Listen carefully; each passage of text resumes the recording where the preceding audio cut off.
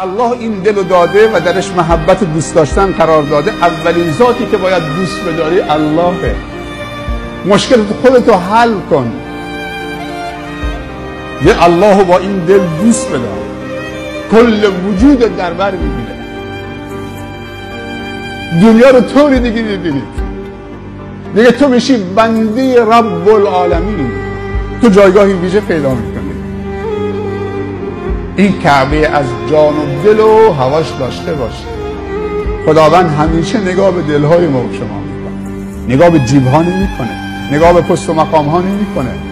برای رب العزت و الجلال کرامت انسانی مطرحه، نه رنگ و پوست، نه جیب، نه پست و مقام. از منکر کنند. پیش از آنی که من دوام آیت به شما تحلیل کنم، ناگفته نماند که امر معروف و نهی از منکر چی معنا دارد. زیرا که برای بعض اشخاص مردم وقتی میشنوند که در فلان معرکه امر معروف شده است، برای آنها چی گران است، چی یک واهمه هست، چی یک حادثه ناخوشی هست که فلان معرکه با امر معروف انجام یافت. حالان که امر معروف در خاندان تمام مسلمان از زبان تمام مسلمان صادر شده ایستاده است. امر معروف، امر با خیر، دعوت به خیر، این امر معروف میگویند. برادر نماز بخوان، امر معروف. برادر به آزار مردم کوشش نکن، امر معروف. برادر عزیز، پدر و مادرت احترام کن، امر معروف. برادر عزیز، زبانت از غیبت نگه بدار، امر معروف. از قد راه یک سنگ را بیرا کن، امر معروف. این است امر معروف. نهی منکر از آن چیزی که خدای تو برای تو حرام گردانیده است، برادر عزیز باز ایست. این نهی منکر هیچی وایمه ندارد، یگان دهشت نیست. برای جامعه آباد شدن امر معروف و نهی از منکر حتمی و ضروری است. این مردمی که امروز چقدر ملایم هستند، چقدر حلیم هستند، چقدر احترام یکدیگر میکنند، همه این با شرافت امر معروف و نهی منکر است. و الا اگر امر معروف و نهی از منکر در بین ما و شما نباشد، خدا داناست، باور کنین سیرت ما و سیرت حیوان برابر است. خدا در دوام آیت چی میگه؟ اولئک هم المفلحون. آن کسانی که دست با امر معروف میزنند، دست با نهی منکر میزنند، آگاه باشین این مردم که اینها در نزد من نجات یافتگی هستند، اینها نجات یافته هستند. با اینها عذاب دوزخ حرام گردانیده شده است. آن کسانی که زبان امر معروف دارند و نهی از منکر دارند. پیغمبر خدا که راوی این حدیث حضرت حذیفه است میگوید والذی نفس محمد بیدی، قسم به خدا میگوید پیغمبر، لتأمرون بالمعروف ولا تنهون عن المنکر او لیوشکن الله ان یبعث علیکم عقابا منه ثم تدعونه فلا یستجاب لكم. رواه مسلم. پیغمبر خدا گفتند، قسم به خدا گفتند، ای امت مسلمان، شما امر معروف و نهی از منکر را در بینتان زنده نگه بدارید. اگر در بین شما امر معروف و نهی از منکر نباشد، قسم به عظمتی خدا که گفت بالای شما عذاب خدا میریزد. بعد از آن شما دست میبردارین، خدایا این عذاب از این دیار ما، از کوچه ما، از خانه ما بردار، فلا یستجاب لکم. پیغمبر گفت دیگر خدا دعای شما را قبول نمیکنه. از این خاطر گفتم پیغمبر دائم پیوسته با امر معروف و نهی از منکر باشه. حدیث ابو هریره هست، میگوید پیغمبر خدا گفتند اذا عظمت امتی دنیا نزعت منها حیبت الاسلام. اگر امتی من، ما و شما را در نظر دارد پیغمبر، اگر امتی من دوست دارنده دنیا شوند، اگر امتی من در محبت دنیا غرق شوند، اگر امتی من همین دنیایی که همگی برای اینها 50 سال یا 60 سال مهلت دادگی است، در همین دنیا اگر عاشق شوند، نزعت منها حیبت الاسلام، از دل این امت حیبت اسلام دور می شود. در دوام چی گفتم پیغمبر؟ و اذا تصابت امتی سقطت من عین الله. اگر امتی من زبانش آلوده دشنام شود، وای به حال دشنام کننده، تو بدبخت هستی ای کسی که زبان تو به دشنام آموخته است، آشنا هست. پیغمبر گفتند کسی اگر از امتی من زبانش دشنام دارد، سقطت من عین الله، وای از رحمت خدا افتیدگی است، وای از رحمت خدا ناامید باشد. در آخر گفتند و اذا ترکت الامر بالمعروف و نهی عن المنکر حرمت برکت الوحی. اگر در جامعه کی، در شهری کی، در جمهوری کی امر معروف نباشد، پیغمبر گفتند شما دیگر فهم قرآن در نمی روید، شما فهم حدیث ندارین، از سرزمین شما برکت قرآن خدا می بردارد. اگر در جامعه که امر معروف و نهی از منکر وجود نداشته باشد، همه این برکات، همه این پیشرفت جمهوری ما و شما، همه این کامیابی هایی که در جمهوری ما و شما می شود، همه این خاطر امر معروف و نهی از منکر است. این صدای علماست که مردم را با امر خیر دعوت میکنند، این برکات او هست.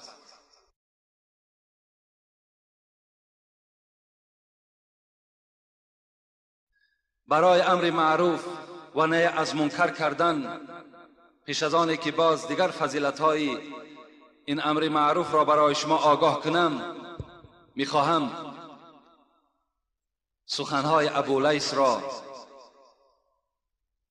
برای شما تحلیل کنم. حضرت ابولیث سمرقندی که حضرت هم مفسرند هم محدثند، میگوید کیها می توانند که امر معروف کنند؟ کیها ارزنده قپیدن این میکروفون دارند؟ کیها؟ حضرت گفتند برای امر معروف و نهی از منکر انجام دادن 5 وظیفه مهم است و ضرور است.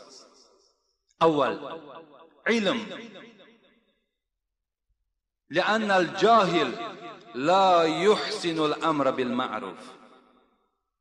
حضرت گفتند یکم عالم باشد، علم داشته باشد، زیرا اینکه آدم جاهل، آدم بی علم، آدم نادان امر معروفش نیک نمی شود. برای مردم در اطراف خود جمع کردن، برای یک برادر هدایت در راه راست کردن، علم در کار، علم باشد. به علم وقتی امر معروف میکند نهی از منکر میکند، وای برادرهای در اطرافش جمع شده را قانع کردن نمیتواند و صحبت او شیرین هم نمیبراید، برای وای علم ندارد. پیغمبر ما و شما میگوید فوالله، قسم خوردن باز. پیغمبر چقدر مجبور می شدن، قسم به خدا می خوردن، حالان که پیغمبر سخن عادی گوید قسم به خدا ما قبول داریم، لیکن فوالله می گوید قسم به خدا. ای علی که بسیار عالم بودند، لأن یهدی الله بک رجلا واحدا خیر لک من حمر النعم. ای علی گفتند، قسم به خدا گفتند، اگر از دست تو، از علم تو یک آدم اگر رهنما شود، رهنمایی بیابد، هدایت بیابد، اگر از دست تو یک آدم نمازخوان شود، اگر از دست تو یک زن با ستر شود، اگر از دست تو یک آدم روزدار شود، اگر از علم تو یک آدم مسجد آمدن پیشه خود کند، قسم به خدا گفتن از یک اشتر سرخی که تو در راه خدا قربانی میکنی این برای تو بهتر است. اشتر سرخ گفتن پیغمبر، اون زمان از اشتر سرخ دیده دیگر حیوان و اشیاء قیمت نبود. از این دیده گفت برای تو یک آدم هدایت کن، گفت با علم داشتگی خود این برای تو بهتر است. رسول اکرم در دیگر حدیث ها میگوید اذا مات ابن آدم انقطع عمله، وقتی فرزند آدم که از دنیا گذشت عملهاش منقطع میشوند، یعنی دری عملهای او بسته میشوند، دیگر عملی نیک و عملی بد را انجام دادن نمیتواند، زیرا روح در بدن او نیست. الا من ثلاث، پیغمبر در دوام گفتن لکن سه طایفه، سه طریقه شخصان نامه اعمالشان کشاده هست اگرچه در قبر خوابیدن. اینا کیا باشند؟ صدقه جاریه. پیغمبر گفت کسانی که در دنیا صدقه جاریه کرده باشند، مسجد بنا کردند یا برای بنای مسجد مبلغ گذرانیدند، کوپرک ها بنا کردند، راه ها ساختند، برای یک دهه‌ای که آب نداشت آب آوردند، برای یک دهه‌ای که گاز نداشت گاز آوردند، و دیگر کردارهایی که صدقه جاریه‌ای که ابدی در حق جان او میرسد. اگر این عملها را انجام داده باشند، گفت پیغمبر چی هست؟ عملهای او منقطع نیست، گفت نامه اعمال او پوشیده نیست، بلکه در قبر هم این کرداری در دنیا کردگیش به فایده او هست. دویم رسول اکرم گفتند او ولد صالح یدعو له، دویم فرزند در دنیا گذاشته باشد، فرزند عرق نوش نه، فرزند پولدار از خدا مغرور از خدا برگشتگی نه، فرزند نمازخوان، فرزند خدا ترس، دختری با حیا اگر در دنیا ترک کرده و رفته باشد تا قیامت عملهای نیک این فرزندها در نامه اعمال پدر نویسانده می شده است. رسول اکرم سوم گفتند او علم ینتفع به، عالمی که در دنیا علم داشته باشد از علم او مردم بهره برداشته باشد. کسانی که اگر از یک موعظه عالم یا از یک تعلیم عالم اگر هدایت یافته باشد، اگرچه عالم از دنیا هم که گذرد عملهای نیکی او هم در نامه اعمال عمل کننده و هم در آن عالم نویسانده می شده است. بین یکم علم، لیکن عالم هایی که اگر سکوت داشته باشند، عالم هایی که برای که مردم را احترام کنند خاموشی را پیشه خود کرده باشند، چی؟ در سنن ابو داود و ترمذی پیغمبر خدا حدیثی گفتند من سئل عن علم فکتمه الجم یوم القیامت بلجام من نار. پیغمبر گفت کدام عالمی که علم داشت لیکن در دنیا نه تعلیم داد، نه موعظه کرد، نه یک کس راهنمایی کرد، روز قیامت لجام زده می شود از لجام های آتش دوزخ.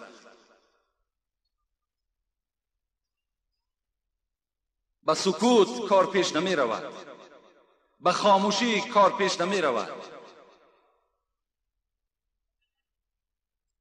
دوم، ابو لیث یکم شرط امر معروف را گفتند که عالم باشد، علم داشته باشد.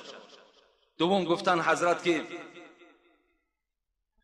کردارش گفتارش از برای خدا باشد، امر معروفش خاص برای خدا باشد و برای عزت یافتن دین اسلام باشد، برای نصرت یافتن دین اسلام در روی دنیا باشد.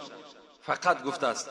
حضرت دویم وظیفه واعظ، دویم وظیفه امر معروف میکرده این باشد که خاص برای خدا باشد، برای ریا نباشد، برای به دست آوردن دنیا نباشد، برای مشهور شدن در بین مردم نباشد، فقط نیتش برای آبادی اسلام باشد، برای رازگی خدا باشد. این حالت در امر معروف او تأثیر بخش می شود. من در این باب یک قصه را که در همین کتاب ابولیث سمرقندی از اکرمه روایت می شود می آورد که روز یک مرد از پیش یک دیهه گذر کرد. کاری از برای خدا را بینین و کاری که از برای خدا نباشد نتیجهش نگاه کنید. یک مرد از پیش یک خانه گذر کردند، از پیش یک محله گذر کردند. نگاه کردند که در بیخ یک درخت، در نزد یک درخت مردم زیاد نشستگی هستند. لته ها در همون درخت بستگی و از همان درخت شفاعت طلب دارند، از همان درخت مدد طلب دارند. متاسفانه امروز در بین مردم مسلمان ما و شما هم این گونه مزارهای لطبن میگوییم که بجوز گناهگار شدن شما هیچ فایده ندارد. اینها عمل دارند، اینها عمل دارند. به خدا قسم اگر یک ذره که شما محبتی بر همون مزارهای لطبن دارید یا به این مزارهایی که خدا رحمتشان کند در اطراف ما و شما خوابیدن، اگر نیمی هموره به خدای خود ببندین، انشاءالله شما کامیاب میشوید. اونا بنده خدا هستند. از اونا شفاعت طلب کردن این شرک به خداست. شما همه گناهگار میشوید. خداوند همه گناه را میبخشد مگر شرک نمیبخشد.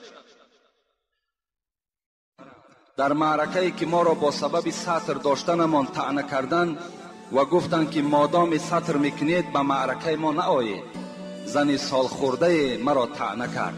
با احترام خواهر ایمانی شما. دوم شخص عرق می نوشد و باز نماز می خواند، حکم وی در شریعت چی است؟ این سوال دومش معلوم است. کسی عرق می نوشد نماز می خواند، یعنی این مسخره کردن بر اسلام است، مسخره کردن بر مسلمان ها هست. بهتر و خوبترش همین است که اون بدبخت نماز نخواند. یعنی بین خداوند در قرآن میگوید قد افلح المؤمنون، به تحقیق نجات یافت. سوره مؤمنون به تحقیق نجات یافت مؤمن ها. همه مؤمن ها نه. کدام مؤمن ها؟ الذین هم فی صلاتهم خاشعون، کسانی که در نماز خاشع هستند. خاشع را مفسران میگه که نرم دل هست، ترس در وجودش هست. انا همان مؤمن ها در نزد خدا نجات یافتگی هستند. وقتی وای عرق می نوشد کجا دل وای نرم هست؟ وقتی وای عرق می نوشد کجا دل وای ترسان به سوی خداست؟ اگر وای از خدا می ترسید وای عرق نمی نوشید، زیرا خدا امر میکند شما عرق ننوشید.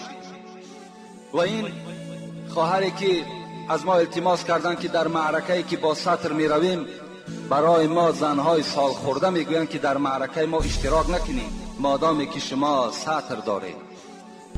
من این سوال بار جواب گفته بودم، خیلی جمعه پیش بود، لیکن باز میگویم که کلان سالی ندارد اعتباری، کلان عقلی بود مقبول باری. عطای فضل حق عقل است توفیق، به فرمان خداوندی موافق. کلانی خواهی رو معنی طلب کن، نه اینکه دل بریش و موی لب کن. که روح در ازل قالو بلا گفت، تنت در بستری شیطان چرا خفت. این مولوی میگد ای کمپیر بدبخت، ای خدا زده ای که این دختر تو حکم قرآن به جا آورده ایستاده است.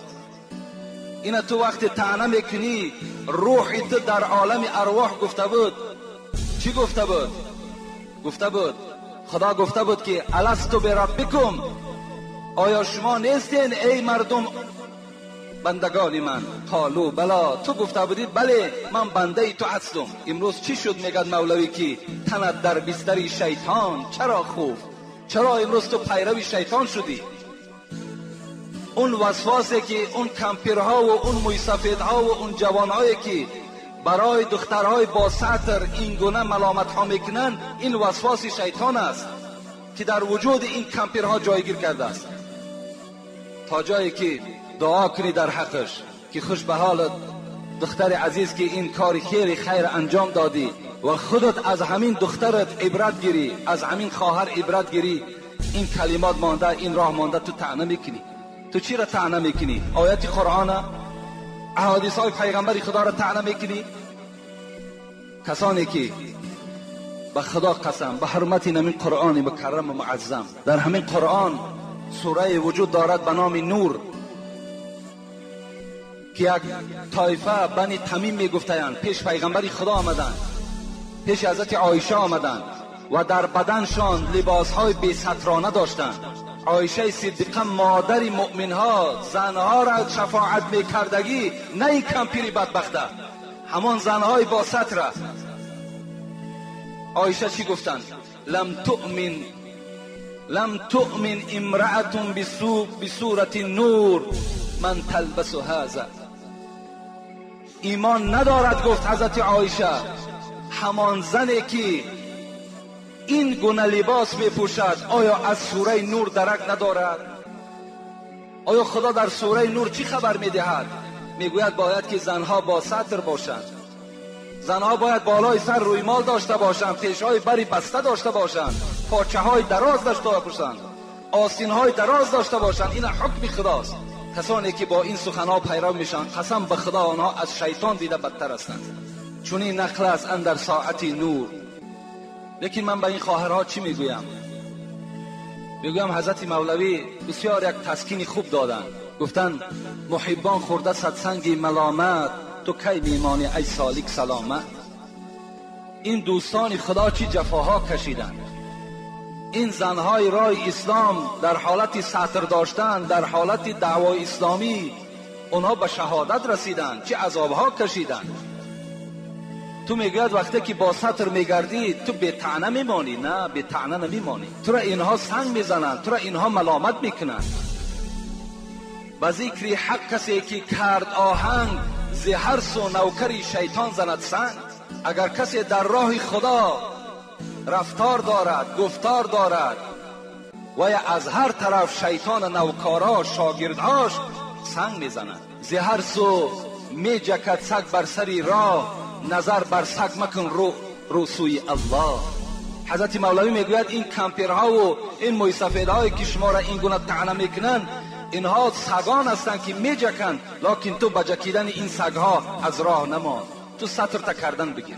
هرچند که گردن با حیا، آبی که بی سرپوشه هست بی شبهه کی نوشد ورا. زنهایی که اگر سطر ندارن مثل همون ظرفهای که آب میگیرن سرپوشه ندارن، مثل همون هستند.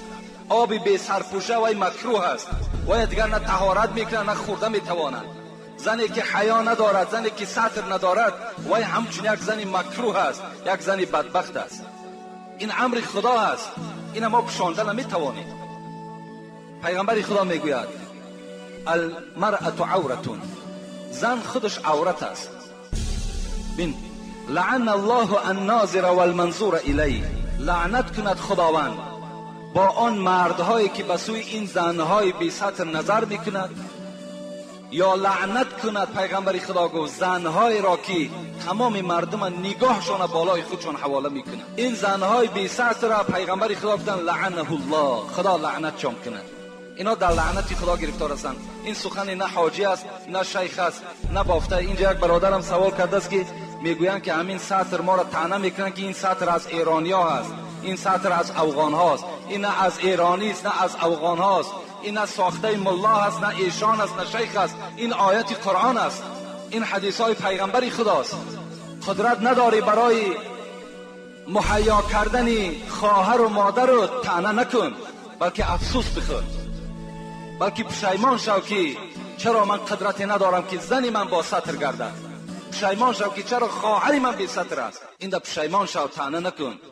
طعنه میکنی خداوند انشاءالله زبان تا بریده میکند. انت السمیع العلیم و تب علینا انک انت التواب الرحیم. امین یا رب العالمین. برادران عزیز و گرامی، ما راستی بار بعد جمعه را گذرانیدن که برای شما وعده دادم که در اطراف 4-5 سوالی که نسبتی که امروز اکثر بنده های خدا به تجارت مشغولند، سوداگری دارند و معامله و طرز سودا باید چگونه باشد، این سودا چه برکتی دارد، پولی که از او به دست می آید چه فیضی دارد. من خواستم که این جمعه برای شما این را بیان کنم، ولی در دوام هفته که ما رو وعده کرده بودن که این هفته ما بیرون از کلا باید در یک مسجد دیگر جمعه می خواندیم و اون مردم هم بسیار سختگیری بد کردن. ما قبول کرده بودیم ولی متاسفانه دیروز به بعض سبب‌هایی که باز پیدا شدن اونها گوییم که رفتن ما را اونجا روان ندیدن و گفتن که مقصد بعض سبب هاست، خدا خواهد باز یکون جمعه دیگر. به همین خاطر من اطراف این موضوع اونقدر نگاهی نداشتم، اونقدر کتاب بینی هم نکردم. از این خاطر این موضوع را دادرای عزیز خدا خواهد جمعه آینده من برای شما بیان میکنم، ولی این جمعه هم باشد اطراف همون سوال هایی که گویم دیگر عدد ندارد پیش من، خدا خواهد یک قسمت شما برای شما جواب میگویم. ولی جمعه آینده خدا خواهد اکو ما او رفتن جمعه اونجا را من کردیم تا 3-4 جمعه که تا موضوع ما تمام نکنیم. به این خاطر خدا خواهم من جمعه آینده برای شما اطراف اون بیان میکنم. سلام علیکم برادر اسلامی حاجی میرزا، من یک خواهر اسلامی شما 2 سوال دارم. یکم موی چیندن روی زنان اجازت هست؟ اجازت هست. من چند بار گفته بودم فقط برای باریک کردن ابرو گفته بودیم که 4 گروه را پیامبر گرامی گفتن از رحمت خدا دورند. یکی از اونها زنهایی که ابروهای خدا باریک میکنن، ولی موی روی چیندن، موی لب چیندن اینها گناه ندارند. من پدر و مادرم رو میگویم که شما نماز خوان و قرآن خوان شوید، اونها میگوین که ما خوابمان دیدگیم که داخل جنت میشویم. با احترام خواهر اسلامی شما از فرخار، درست میگویم پدر و مادر شما که اگر خواب دیده باشن که داخل جنت شدن، اونم به خاطر تو خواهر عزیز میروند. تو که خواهر اسلامی، تو که خواهر خدا ترسی، تو که فرزند خوبی، خدا به خاطر فرزند خوب پدر و مادر جنت میبره. به این خاطر این یگان اونا خیلی عالمتر بودن، خیلی داناتر بودن. برای این پیامبر گرامی گفتن اذا مات ابن آدم انقطع عنه عمل الا من 3: صدقه جاریه او علم ينتفع به او ولد صالح يدعو له. ببینین حدیث دلالت بر همین میکنه که اگر انسان وقتی که از دنیا میگذرد نامه اعمالش خدا میپوشه. یعنی ما نامه اعمال داریم، هر روز نیکی ها و بدی های ما نویسنده می شود.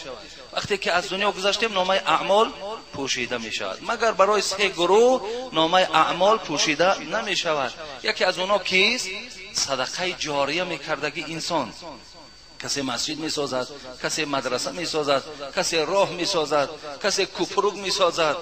ببینید کسی را زن می تید.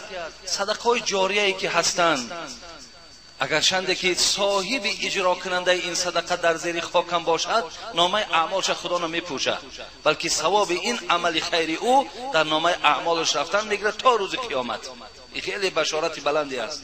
خیلی بنده خدا داده که از پس او صدقه جاریه ماند. بسیار پولدارهای مردن، از اونا ذره آثار ماندگی نیست. پور باور کنید چندین پولدارهای را میدانیم که از پس پولداری اونها جنگ و جنجال ها بین خسر و خوشدامن و بین گویم دخترها و بین فرزندها شده، از اونها آثاری نمانده است. برای از کسی این گونه نشانه میماند این صدقه جاریه است. دوم عالمی که از اون مردم نفع میبرند، فایده میبرند، این هم که اگر زیر خاک باشد تا وقتی که مردم از علم او استفاده میبرند ثوابش در نامه اعمال وی رفتن میگیرد. ثواب خودی او نه، چگونه وی ثواب میگیرد؟ همون زل ثواب خدا به همون انسانی که دلالت کرد شما را فهمانید داناند به اونم میرود. سوم اولد صالح یدعو له، اگر فرزند خوب از کسی باقی ماند در نامه اعمال پدر و مادر هم ثواب برابر عملهای صالحی که فرزند اجرا میکند میرسد. و این خاطر خواهر عزیز، جنت در آمدن پدر و مادری تو خب یا رحمت الهی بالای پدر و مادری تو هم، چه از عبادت خود ایشان، چه از دختری خوب، دختری با ستر و با حجاب، دختری با عفت، دختری 5 وقت نماز میخواندگی که شما هستین، خدا با توفیق شما این مرحمت بالای پدر و مادرتان روا میبیند. و این خاطر درست گفتن یکون جای چیزی ندارد. خب السلام علیکم قیدام الله حاجی میرزا، به نام خداوند بخشنده مهربان. خب آیا بگوید که من دیوس هستم یا نه؟ من یک زن داشتم، از برای فرزند شده از پدر و مادرم و زنم مصلحت گرفته زن دویم گرفتم. زن دویمم خب سر لیچ و اداره نشین بود. من با او گپ زنان کردیم، او با من گفت که من دختر نیستم. من با او گفتم میلش من راضیم، لیکن با همراهی من بودن بر من خیانت نکن. او با من گفت که پدر من از زنداریت نفهمد، من با پدرت خودم همش رو میفهمانم. گپ های ما پخت و ما توی کردیم و در بین 3 سال 2 فرزند تولد شد. زندگی ما خوب بود. خب زنم به من گفت که من به کار میروم. من راضی شدم. با او گفتم که خودت را احتیاط کن که از پشتت یگان گپ نبراید. او گفت که مرا خدا زد است که من خوبی های کرده شما را از یادم برارم. خب و یک چند قسم خورد و من میلش گفتم و باز میبینیم. از بین 1 سال گذشت. من بر روسیه به کار رفتم. از آنها خب از آنجا به خب امکانیتم سومم را روان میکردم. 8 ماه در آنجا بودم. وقتی که از روسیه برگشتم، یک زن همسایه گفت که زنت با یک مرد بیگانه میگردد. مرا باورم نآمد. زنم را گفتم که از پشتت گپ‌های زیاد است، اگر راست باشد من جوابش را میدهم، برآمده میروم. جوابت را میدهم، برآمده میروم. قسم به قرآن و به خدا خورد که مرا خدا زده است که شما را در چشمتان خاک زنم. این خوبی های شما را از یادم نمی رود و 2 فرزندم را هیچگاه صغیره نمی کنم. من باشم از قفای این زن پاییدم. خب آن مردی که با او میگشت او را دیدم. اونم با زن 3 طلاق خورد که ما یگان رفت و آمد با زن تو نداریم. بین عید رمضان و قربان بود که هر دو اونها را من یک جایه در زنا داشتم. من درک شدم، خواستم که هر دویش را بکشم،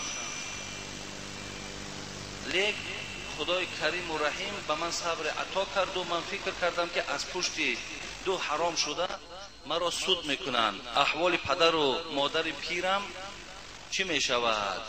بگوید که خدای کریم با 2 زناکار در قیامت چی جزا میدهد و بگوید که من با این قدر زندگی کرده‌ام دیوس شدم یا نه. در تاجیکستان ما مردان بسیارند که سیر زنهایشان را پنهان میکنند. از شما خواهش میکنم که این را در روز جمعه بگوید که من ثبت آواز شما را خریداری نمایم.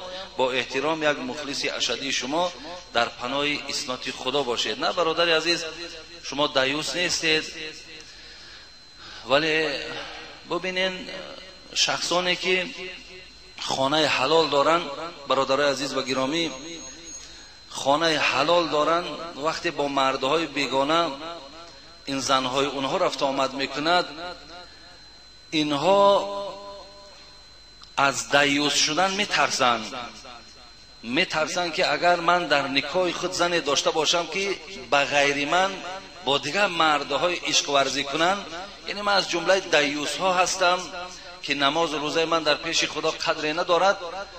ولی جای تأسف اینجا این است که همون شخصی که خانه همین آدم حرام میگرداند، او برای یک خانه را پاره کردن، یک خانه را از بین بردن، فرزندای او را موردی گویم عذاب و مشقت قرار دادن، خب بزم این قیامت و دوزخ این انسان تا چه اندازه وحشتناک بودن، چرا نمی ترسن؟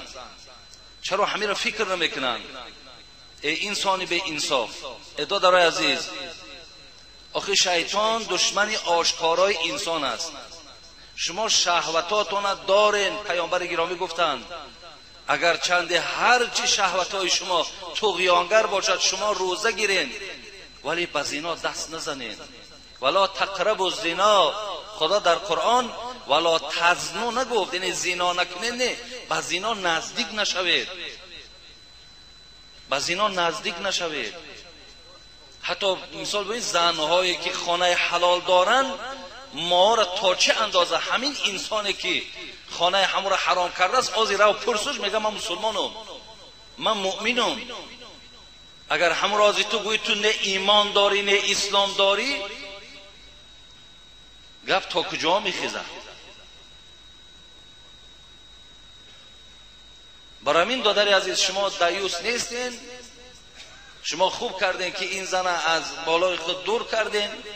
کوشش کنین که همون فرزندا را در تربیت خودتان گیرین، زیرا که اون مادری که اگر دستی به زنا زد و به زنا آموخته شد دیگه او به تربیت فرزندم نمیرسد، او دیگه پروای فرزندم ندارد. حتی برادرای عزیز شوهر برای من آمد مراجعت کرد که بیگاهی شام است، کودک میده که اولی 1 ساله نیست، 1 ساله نیست. بچه میگه من در عصر هر وقت میگه در حالت خفتن می آمدم. این بیگه میگه چیکار شد؟ من در حالت عصر خانه آمدم، همون کودک 8 ماه در گهواره بستگی، زن درکش نیست. میگه وقتی که پرسان کردم دیگر کردم بعضی از انسانهایی که در نزدیک من بودن گفتن که اگر گویم مقصد به زنت خبر نمیتی که ما گفتیم. گفتن نه ما نمیگویم، ما چیزی نمیگویم. بعد از آن گفتن که فلان آدرس نمیروی، زن در همون جا است.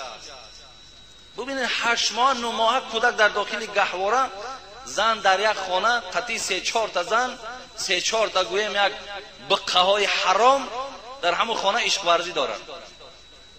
تا چه اندازه را خانه حلال کودک در داخل گهواره.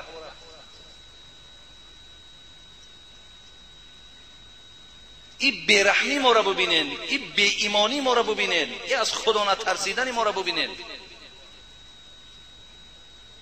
آخه ناکس تو یک دختری مثال قدی را و کوچه مثال کوچه را افلاس میکردگی را که هم زنا های خیلی پی او گشتی. آخه خانه های حلاله که این بیچاره صاحب کودک، صاحب شوهر.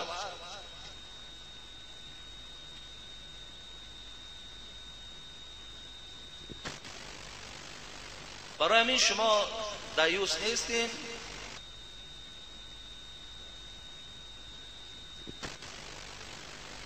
برای همین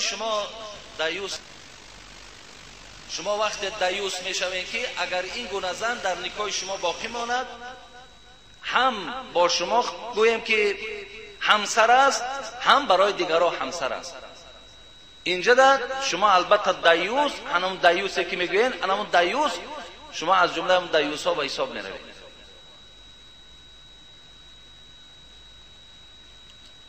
خب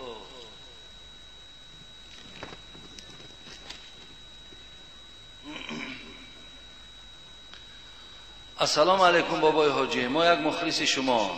من از ناحیه یاوان سوخازی 2 می باشم.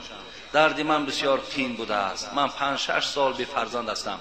کمی درباره فرزند می گفتید که دنیا در نظرم تاریک گشته است.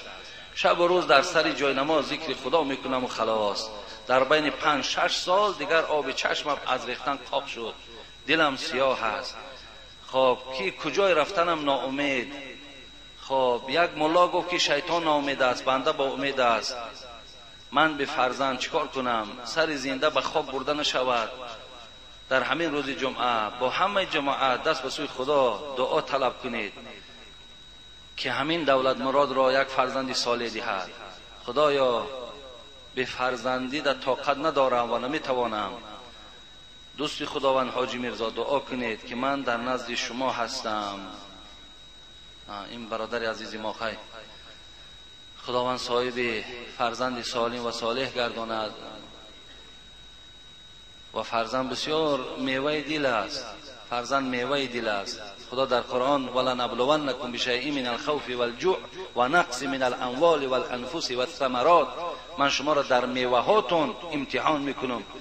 امام شافعی میگه المراد من الثمرات، همین ثمراتی که خدا در قرآن گفته است مراد از میوه، المراد من الثمرات الولد، این مراد فرزند است میگه.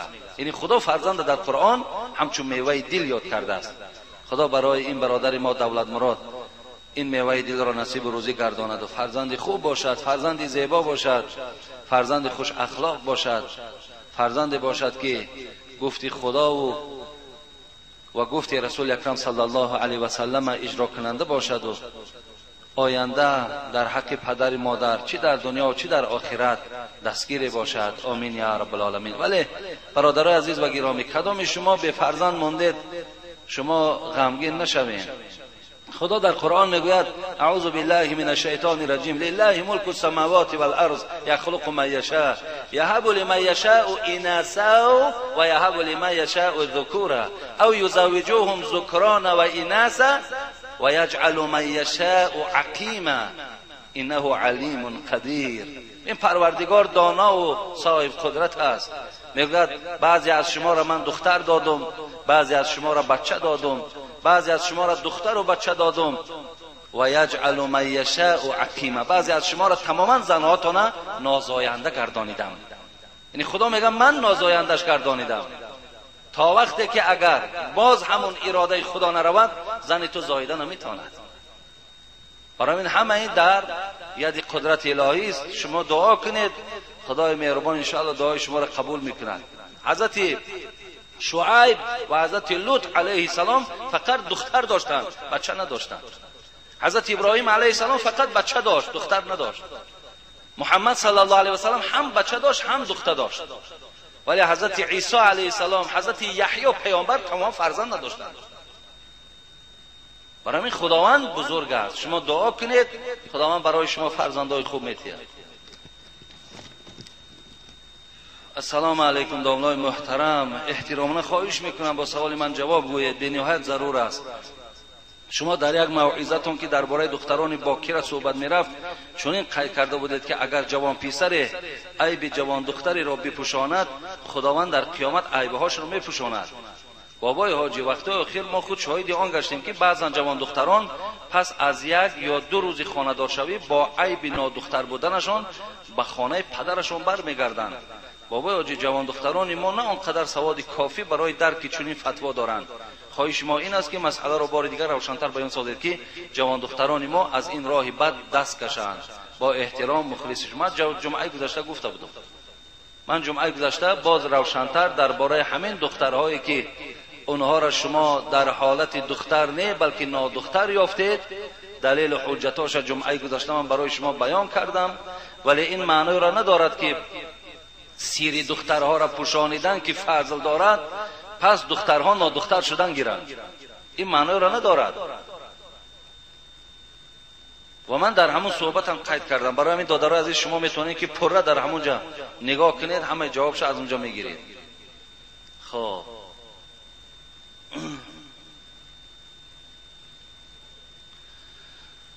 السلام علیکم اکای داملا، ما از راه دور امروز به جمعه شما آمدیم.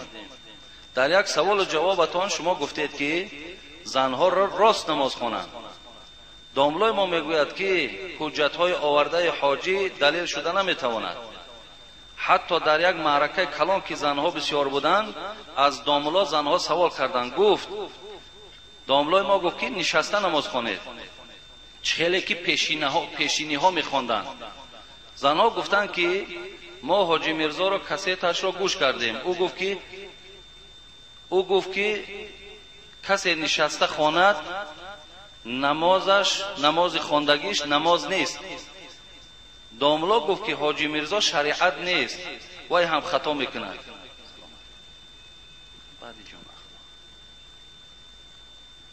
خب مثلا یک جمعه و چند جمعه کم از وقتش اینا گفته ایستادیم زنها نماز خوانند و نماز نشستنی بلکه راستو خوانند. این برادر عزیزی ما کسی باشد گفته است مقصد حجت هایی که حاجی میرزا آورده است اونها حجت شده نمیتونن و اونها گفتن که حاجی میرزا را گوش کردیم، زنها گفتن این خیلی میگه، گفته است حاجی میرزا شریعت چیدن نمیتواند. درست میگه آخه حاجی میرزا شریعت چیدن نمیتواند، تو هم شریعت نیستی، هیچ کدومی با شریعت شدن نمیتونی. ولی یک چیز دیگر است، همین من فکر میکنم که در زیر این غرضای شخصی است. اگر غرض باشد دادر عزیز، داملای عزیز، مولای محترم، غرض باشد، حسد باشد، بدبینی باشد، او را به شریعت آلوده نکن. زیرا که اگر وقتی که شما حسد داشته باشین، بدبینی داشته باشین، اول که فراموش نکنین که تعز من تشاء و تذل من تشاء. خدا میگه عزت میتونم کسی را میخوام، خار میکنم کسی را میخوام. عزت و خار در دست خداست. پس دیگر اینکه حسد و کینه، وقتی که شما فتوایی که در زیر آیت قرآن است وقتی میگوین که وای نادرست گفت، شما معنایی را دارید که شما علیه قرآن علیه مبارزه برده ایستاده اید. شما خودتون درک نمیکنین، از بدی را، از بدبینی را، از بکیلی را درک نمیکنین، نمیدونین که مثال چی ها گفته ایستاده اید. ولی برادر عزیز و گرامی، دانسته دان که خداوند در قرآن حافظ علی الصلوات و الصلاة الوسطی و قوموا لله قانتین، صدق الله العظیم. سوره بقره آیت 238. برادر عزیز، واقع حجت من صدقه همون داملای بشم که حجت برسد، و بله همه به حجت باید باشد، به حجت جایز نیست. خدا در قرآن در سوره نساء آیت 59 چی میگوید؟ اعوذ بالله من الشیطان الرجیم فان تنازعتم فی شیء فردوه الی الله و الرسول. ببین شما اگر در کدام مسئله که باز ماندین، کدام مسئله را نفهمیدین، رو به قرآن و حدیث بیارین. شما قرآن نظر کنین، حدیث نظر کنین، یعنی خدا و رسول چی گفته است. ولی پیشینی ها چگونه خواندن، این نشانه اون است که تو داملای عزیز، خدا داناست که من نمیدونم تو در پیش مردک درس گرفته یا در پیش زنک. این خیلی ممکن نیست. ما گفتن نمیتونیم که پیشینی ها، افسوس آخه پیشینی ها را کدام پیشینی ها کنی حجت می آوردی؟ کدام پیشینی ها؟ کدام داملا؟ خب داملا را حجت می آوردی، کدام نامشو نمی گرفتی؟ چه خیلی که من آیت قرآن نامشو میگیرم، رقمشو میگیرم، همون رو می آوردی. بعد از اون حجت می آوردی که مثال زن نشسته خواند با فلان آیت قرآن، با فلان حدیث پیامبر، ما صدقه تو بشودیم، ما قبول میکردیم. ولی فراموش نکن خدا و قوموا لله قانتین. ببین پروردگار وقتی که شما عبادت میکنید، قوموا راستا نمازتا نخوانید. خدا اشاره دارد، خدا امر دارد که راستا نماز شد، چی زن چی مرد نماز شد راستا خواند. حضرت شما اگر داشته باشین خوب میشد سنن نسائی را، این جماعت که همش کتابای احادیث از صحیح بخاری، صحیح مسلم همش روایت کرده است. حضرت عمران ابن حسین نزد پیامبر آمدن، پیامبر گفتن که سل قائما، عمران گفت نماز تا راستا خوان. بعد میگه گفت که حبیب خدا آخی بیماری بواسیر دارم، گیمرایم. پیامبر گفت مادام که خیر راستا که نتانی و مثال گیمرای باشی، بواسیر داشته باشی، نشسته خوان. گفتن اگر نتانم چی؟ گفتن راست بکش نماز خوان. ببین از سل قائما، از راستا نماز خوان پیامبر سفارش داده گیا. اکو خیلی افسوس که تو فتوای نصب الرایه، ولی من باوری دارم، من تحقیر نمیکنم به نام خدا. من اینقدر میگم که تو حالی نصب الرایه را نامش نشنیده. اگر همون کتاب داشته باشی، همین را تو از داخل همونم یافته میتونی. همین حدیثی که الحال من از سنن نسائی که او کمتر نسائی باز زایدم کردگی در این حدیث. برای همین برادرای عزیز و گرامی در این مسئله چقه نشوین. آیت قرآن حدیث رسول است. نماز باید راستا خوانده شود. شاید که پیشینی های ما گفتند ولی که شما نادرست فهمیدین. پیشینی های ما گفتند که نماز در داخل هواپیما، سمالیات، در داخل پاییز، در بالای اسب، در بالای خر، در حالت مریض باشی یا نماز نافله باشی، نشسته خواندن بگیر. توی را گرفتی به فرض عراره کردی. پیشینی ما این تا گفتن، کتابهای ما این تا گفتن. حضرت امام ابو حنیفه رحمت الله علیه در کتاب دارد فقه الاسلام و ادلته، صاحب او وهبه زهیلی است، و حضرت میگه که حتی انسان همین قوت یک تکبیر داشته باشه، یعنی الله اکبر بگه و همین دیگه پاش قوت نکنه، همون تکبیر راستا بگه و بعد بشینه نماز کنه. ببینید فقه الاسلام و ادلته درباره باب قیام، حضرت امام ابو حنیفه میگه یک رکعت اگر قوت داشته باشه، نماز 4 رکعت باشد، یک رکعت راستا خونه، 3 تا نشسته خونه. حتی ببینید در کتاب‌های فرض عین میگه تکیه بر دیوار اجازت نیست. تکیه کردن بر دیوار یا با ستون نماز مکروه میکنه. مثلا تکیه نکن، راست ایستاده کن. همین دلیل این فرض عین ببین دیگه بالا نره.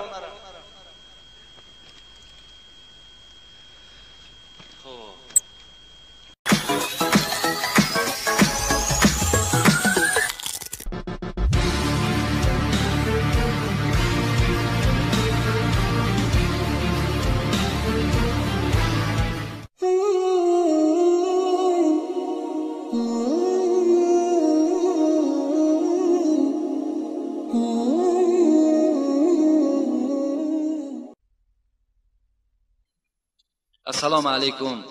کی حاجی مرزا که فخر ما هستی. همین سوره بسم الله الذی لا یضر مع اسم شیء فی الارض ولا فی السماء و هو السمیع العلیم، این سوره رو میگن بعد بامداد و شام خوانید، بسیار خوب است.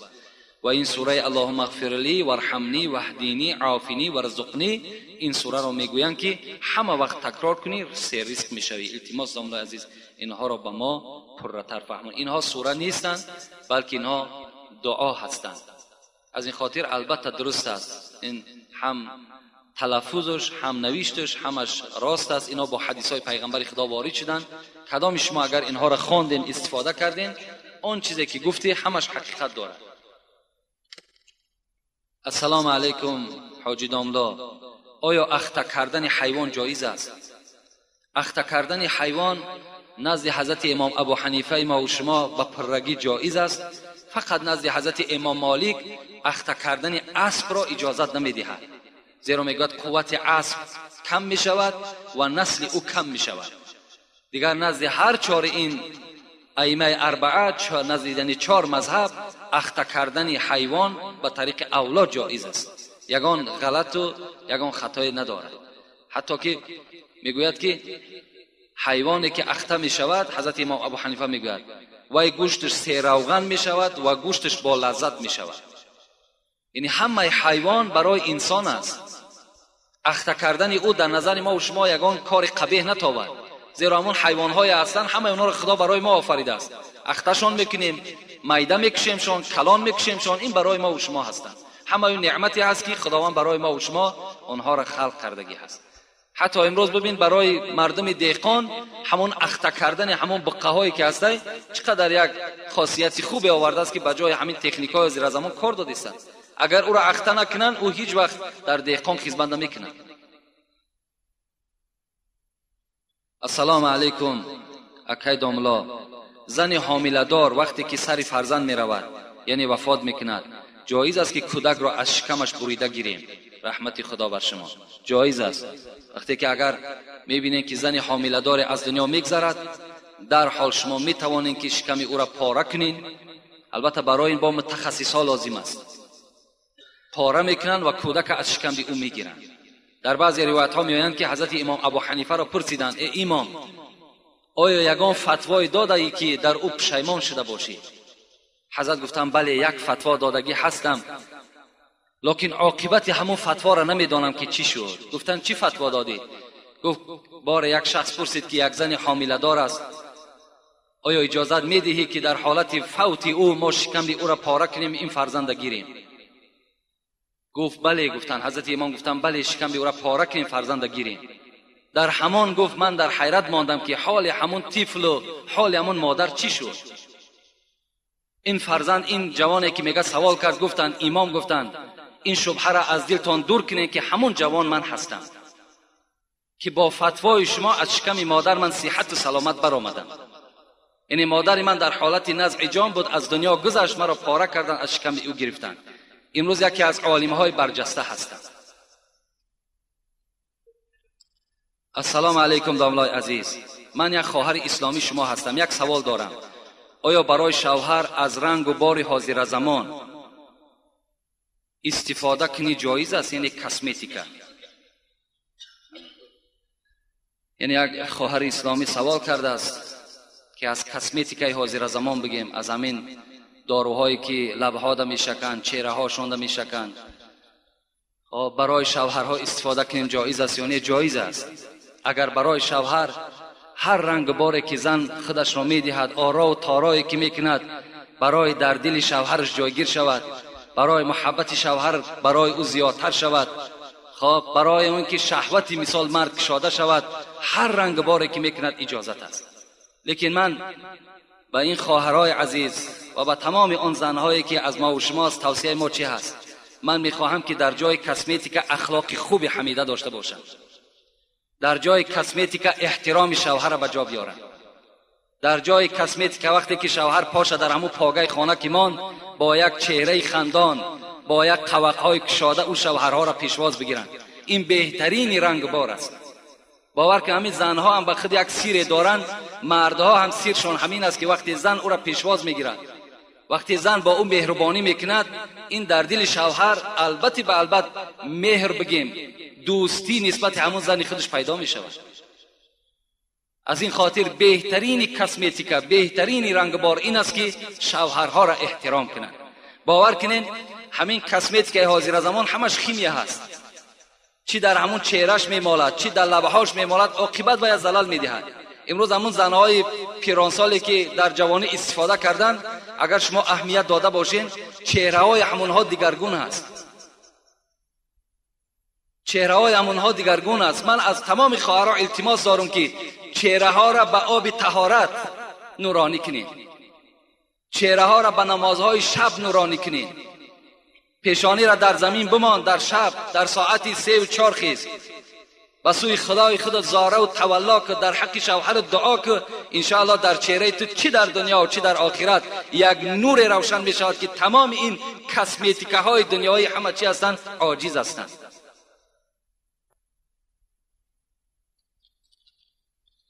السلام علیکم بابای داملا، آیا همین شعری من ایجاد کردم درست است برای بینمازان؟ یک برادر برای بینمازان هرچی بگن کم است، یک شعر ایجاد کرده است.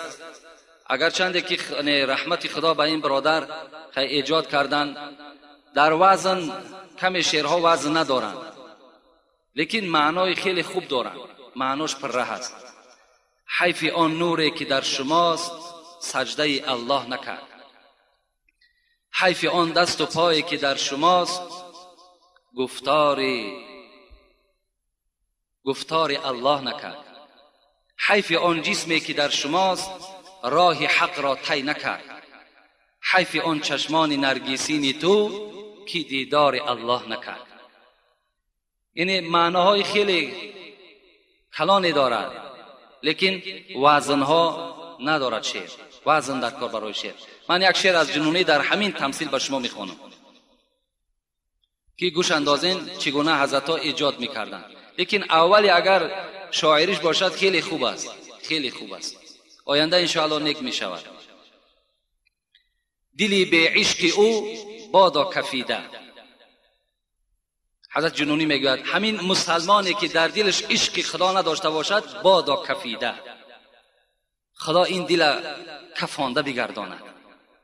دلی به عشق او بادا کفیده، زبان به ذکر او بادا کشیده. نریزد آب دیده کور بهتر، تنی به طاعتش رنجور بهتر. اگر مسلمانی که در چشم او آب چشم نباشد، از قیامت نترسد، از گور نترسد، نریزد آب دیده کور بهتر. برای این همون کور بودن بهتر بود. نریزد آب دیده کور بهتر. تنی به طاعتش رنجور بهتر. تنی که طاعت نداشته باشد، عبادت نداشته باشد، فقط به کار دنیا مشغول باشد، این خیل بدن گفتن حضرت فلج بدنش بهتر است. بود بر مرده غافل کفن حیف، به حلق کشته دنیا رسن حیف. دنیا، انسانی که از دنیا غافل میگذرد برای او کفن حیف میکنه. انسانی که از دنیا فقط برای همین طله و تاراج دنیا گذشت، او رشته همین دنیایی را میگد حیف میکنه. این حضرت هم مثل همین شعر ایجاد کردن، لیکن خیلی خوب است. برای بینمازا این البته کم است. حاجی داملای محترم، من اول از شما عذر پرسیده میگویم که زن شوهر خود را به دین اسلام درآورد، یعنی نماز را یاد دهد. درست است یا نه؟ داملا از شما یک کف دعای نیک طلب دارم، خدا شما را نگاه بدارد. یعنی زنی که اگر شوهرش نماز خوان میکند درست است یا نه؟ البته درست است. این خیلی نادر است که زنی که شوهرش نماز خوان میکند، خیلی نادر است. خوش به حال همون خواهر، خوش به حال همون زنی که برای اصلاح شوهرش حرکت میکند، برای با دیانت کردن شوهرش حرکت میکند. خوش به حال این زنی که البته این عمل انجام میدهد. البته درست است. یک سوال دیگر کردن، آیا اگر شوهری که زنش تعلیم قرآن میکند باز با او زندگی کردن درست است؟ البته درست است. این وظیفه شماست. وظیفه شماست که زن شما قرآن خوان کنین، زن از علم اسلام آگاه کنین. این وظیفه تون است. او حکم شاگردی را نمیگیرد، او تا همون مردن شد او زن شماست. شاگرد شما هم که باشد غلط هم ندارد، هیچ یگان جای غلطی نیست. السلام علیکم بابای حاجی، به سوال من جواب دهید. تسبیح ها را در دیده ها میمالند، چی معنی دارد؟ دویم، زن در دنیا 2 3 4 شوهر میکند، در جنت همراه کدامش میباشد؟ انا زنهایی که در دنیا 2 شوهر میکنند، 3 شوهر میکنند، از پیغمبر خدا پرسیدند این سوال. حضرت گفتند که با شوهر آخرش در جنت است. کدام شوهری که با او در آخر حیاتش یک جا بود، با همراهی او در جنت است. در بعضی روایت ها میآید که کدام شوهری که خوش اخلاق بود، این زن همراه او هست. ابی دردا میگوید وقتی که از دنیا گذشتن با شوهر خود، با زن خود گفتن که شوهر نکن اگر تو بخواهی که در جنت همراه من باشی. این مطلب از این سخن ابی دردا هم این است که زن با آخران شوهر خود در جنت است. و تسبیح را در دیده ها مالیدن، اینها یعنی کاری غلط خطا هم بگیم خطا نمیکنیم. تسبیح گردانیدن ثواب. تسبیح گردانین. از گپ بیهوده در همون سبحان الله شما میگوین هزارها بار بهتر است، لیکن بعد تمام کردن اونها را بوسه کردن در دیده ها مالیدن اینش غلط است، گناه است. فقط شما قرآن در دیدتان مالید، فقط شما قرآن بوسه کنید. و یک سنگ است، آیا بوسیدن چی لازم است؟ برعکس در فتواها میگن قبر، حتی قبر پدر که یک قبر خیلی محترم است، همون قبر بوسه کردن حرام است که وای از خاک عبارت است. وقتی که میگه حضرت عمر طواف خانه کعبه میکردن، همون نزد سوراخی آمدن، جایی که حجر الاسود ایستادگی هست، و همون حجر الاسود گرفتن و بوسه کردن و گفتن قسم به خدا ای حجر الاسود، من دیدم که پیغمبر تو را بوسه کرد و الا من تو را بوسه نمیکردم، تو یک سنگی هستی، از دستی تو هیچی نمی آید.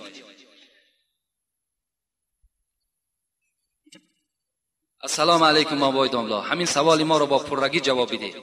من بسیار در نماز غلط میکنم. اگر پس بخوانم، اگر نماز را کمکک بلند بخوانم خطا نمیکنم. یعنی نماز بلند خوانم غلط نمیکنم، پس بخوانم غلط میکنم.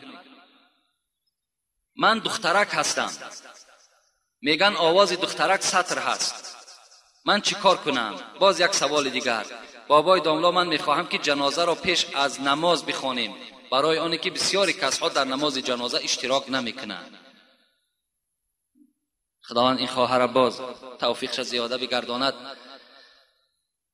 یعنی همه وقت باید که جنازه های ما بعد نماز شوند.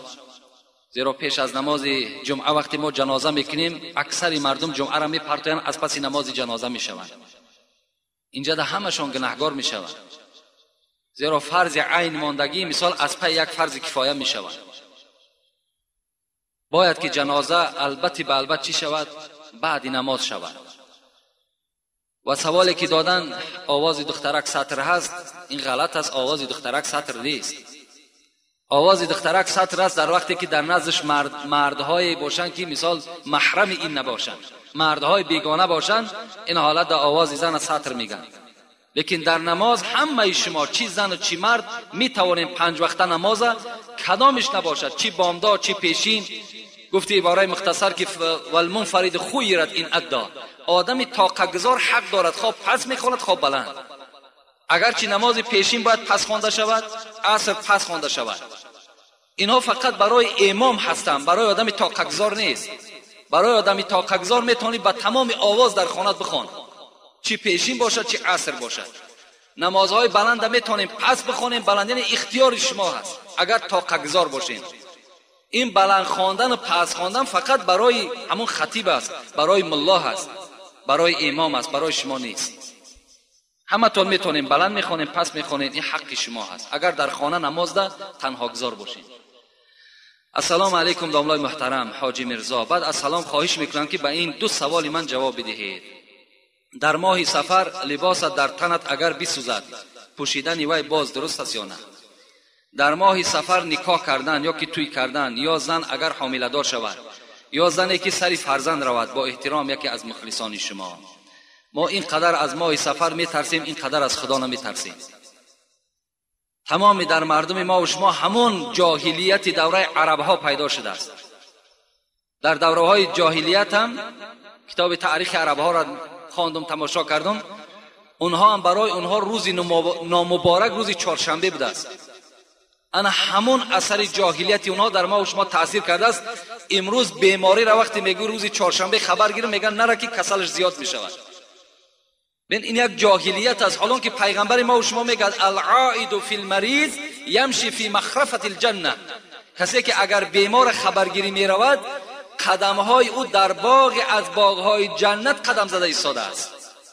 ببین ما و شما را محروم میکنن از فیض همون جنت، از همون داخل جنت. ما و شما را این جاهلیت محروم میکنه، نمیگذارد که شاید که من همون روزی چهارشنبه بیکار باشم خلاص.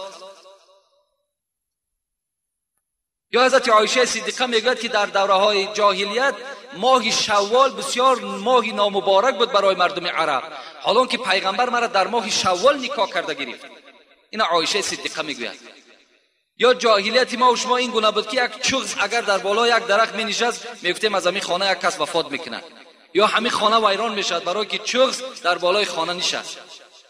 حالا که خدای ما و شما و ما اصاب من مصیبت الا باذن الله. ای بندگان من، خاطر شما جمع باشد، از هیچ چیز نترسین. هر بلا و مصیبتی که به سر شما می آید همش از نزد من به اجازت من می آید. شما از اینها نترسید. ماه سفر هم از طفیل اینهاست. ماه سفر یک ماه پرخیر، یک ماه پربرکات. فقط پیغمبر خدا را وفاتش در این ماه سفر است. برای این در این ماه، هر ماه برای ما و شما ماه مبارک است. از ماه سفر نترسید. حتی پیغمبر لا عدوى ولا طیرة ولا هامة ولا سفر فی الاسلام. ببین در اسلام ما از پرنده ها نترسین. گفت در اسلام از ماه سفر نترسین. هیچ بلا ندارد، هیچ مشقت ندارد. برای همین لباسی که در ماه سفر می سوزد پوشیدن او باکی ندارد، پوشیدن بگیر. یا توی کردن در ماه سفر، اگر همین تویهای سرخراجات و همین تویهایی که پر از حرام کرده های خدا هست در ماه سفر نه، در تمام کل سال برای ما و شما نادرست است. ماه سفر خالی نه. یکی خوش به حال همون پیشوای ما و شما که بیچاره البته مانده شدند از حساب همین خراجات، اسراف ها و عمل های نادرکار همین مردم که